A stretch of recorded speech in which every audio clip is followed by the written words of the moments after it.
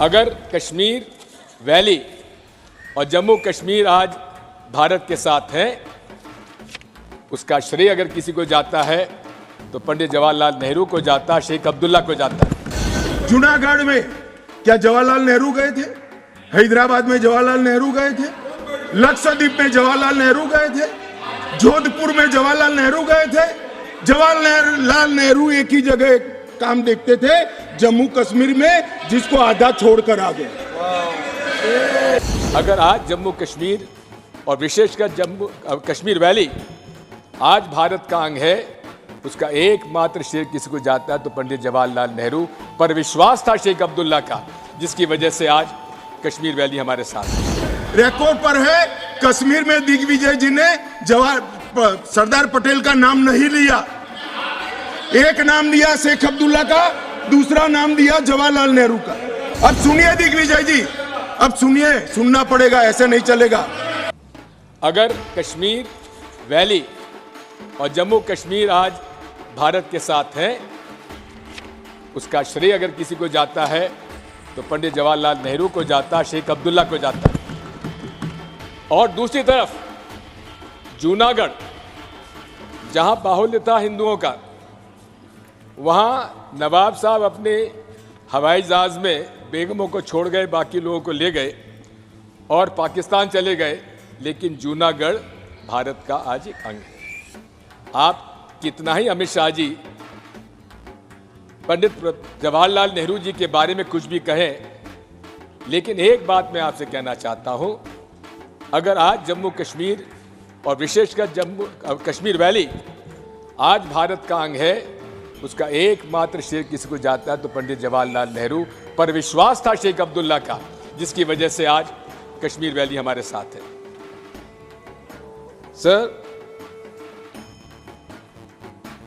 Article 370 के बारे में बहुत सारी बातें कही गई, आतंकवाद समाप्त हो जाएगा, लेकिन आर्टिकल 370 में बचा क्या था? 90% जो अलग से आर्टिकल 370 के प्रोविजंस थे, वो तो इंडियन कॉन्स्टिट्यूशन के साथ उसमें समावेश कर दिए गए थे पहले, धीरे धीरे, इसलिए उसका कोई असर नहीं था। और कहा था आतंकवाद खत्म हो जाएगा, समाप्त हो जाएगा, लेकिन क्या आतंकवाद समाप्त आज हो गया? रोज हम आतंकवाद की गतिविधियां वहां पर देख रहे हैं, हमारे लोग शहीद हो रहे हैं। मैं आज फिर से कह देता हूं, मान्यवर, बैठ जाइए दिग्विजय जी, अब हो गया, लोग समझ चुके हैं आपको, बैठ जाइए। मान्यवर, he is not yielding, go ahead, honorable home minister, he is not yielding। मान्यवर, मैं स्पष्टता करना चाहता हूं, गुर्जर भाइयों की एक भी सीट लिए बगैर बड़े संवेदनशीलता से बकरवाल भाइयों को दिया जाए, हमें कोई आपत्ति। गुर्जरों को जो फायदा मिला है उसमें कोई बदलाव नहीं होगा। ट्राइबल के सारे फायदे एजुकेशन में और बाकी सारे नौकरियों के रिजर्वेशन में जितने भी फायदे गुर्जर भाइयों को मिल रहे हैं, पहाड़ियों को मिल रहे हैं, वो पहाड़ियों को जो भी मिलेगा वो उसके अलावे मिलेगा। एक भी नौकरी ना खत्म होगी, ना एक भी शिक्षा की सीट खत्म होगी, पूरा का पूरा अधिकार आपका भी रहेगा, उनका भी। मान्यवर, एक बहुत बड़ी चर्चा चली कि जवाहरलाल नेहरू जी का कश्मीर के लिए कंडक्ट, और इस पर हमारा नजरिया थोड़ा तंग है। जहां तक तंग नजरिए का सवाल है साहब, देश की एक भी इंच जमीन का सवाल है, हमारा नजरिया तंग रहेगा, हम दिल बड़ा नहीं कर सकते।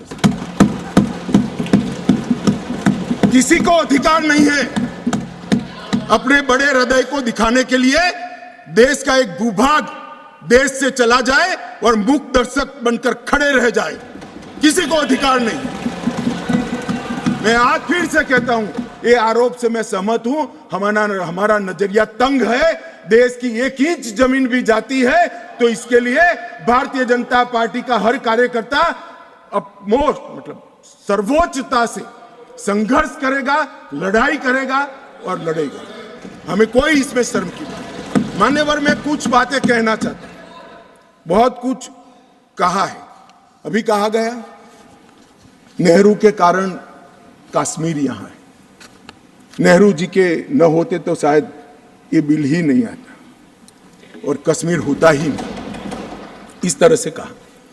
मैं आज कहना चाहता हूं कि जो आजादी के बाद भारत की रचना को जानते हैं उनको मालूम होगा हैदराबाद में इससे भी बड़ा प्रॉब्लम हुआ था। क्या जवाहरलाल जी गए थे क्या?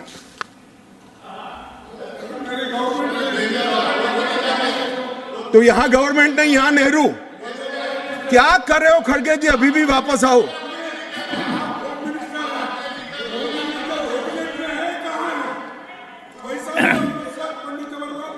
एक मिनट, रिकॉर्ड पर है।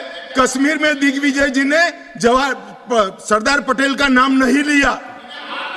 एक नाम दिया शेख अब्दुल्ला का, दूसरा नाम दिया जवाहरलाल नेहरू का। तो वो होम मिनिस्टर थे, क्यों नहीं दिया भाई? अब सुनिए दिग्विजय जी, अब सुनिए, सुनना पड़ेगा, ऐसे नहीं चलेगा। हमने सुना है, धैर्य से सुना है। मान्यवर,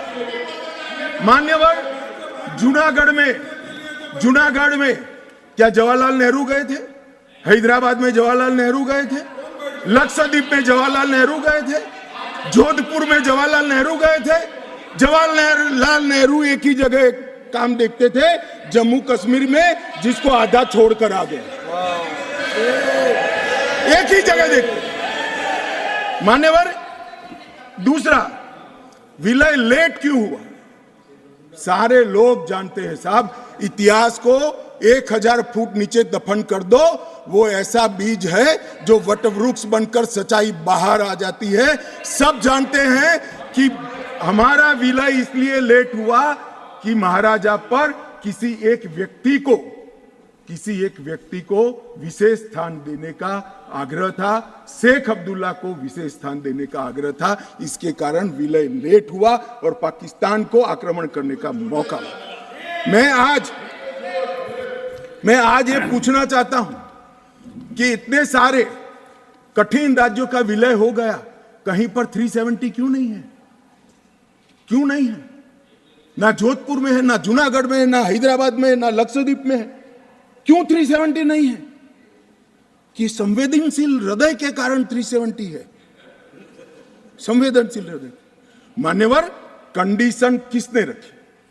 किसने स्वीकार की? इतिहास जवाब मांगता है, देश की जनता जवाब मांगती है, जवाब देना पड़ेगा, भाग नहीं सकते इतिहास से कोई। मान्यवर, सेना भेजने में देरी क्यों हुई?